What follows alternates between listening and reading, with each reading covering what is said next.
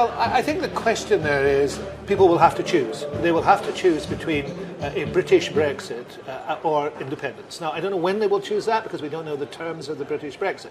But I think our First Minister has been pretty clear on that, and I'm clear on that as well.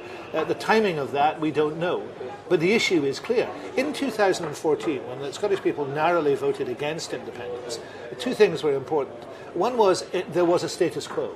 There is no status quo now. You can't go backwards. But the second one is one of the big arguments was you can't stay in Europe if you become independent. We found out that wasn't true. The reverse is true. We're being taken out of Europe against our wishes because we voted to stay in Europe. So it is a big issue. It'll need resolved. But when it is resolved, like most things in Brexit, it's hard to say.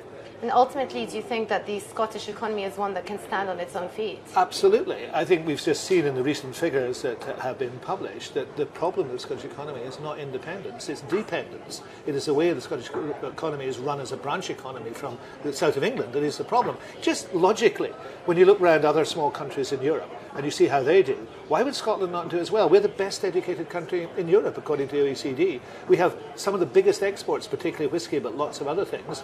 We have lots of energy. We have oil, we have gas, we have renewables, plenty of them. Why wouldn't we survive? Well, some would argue that from a public finances perspective, Scotland is reliant on transfers from Britain. Well, I would deny that if you look at the transfers that have gone the other way and still go that other way. But even if that were true, that wouldn't be a desirable thing. You would want to put yourself in a position that didn't happen. If you look at trading flows, up until entering the EU, Ireland, its biggest partner was the UK.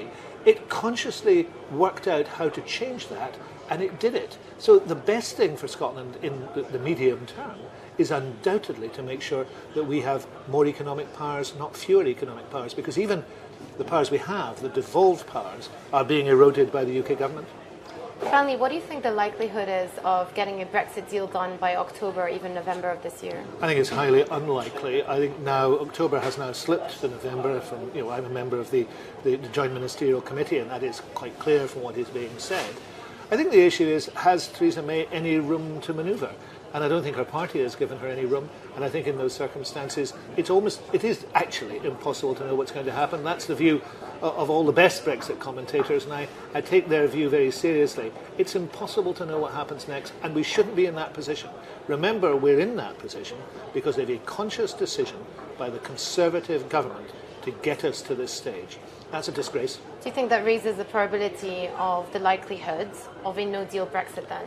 I think a no-deal Brexit is still less likely than more likely, but it could be a self-fulfilling prophecy. I know a lot of people, particularly in the financial sector, whose view is the more this is talked about, the more the UK government plans for it, the more a momentum builds up. And that does concern me. And I think that now people are looking at this and getting worried. I think more people now are worried about Brexit than have ever been worried before.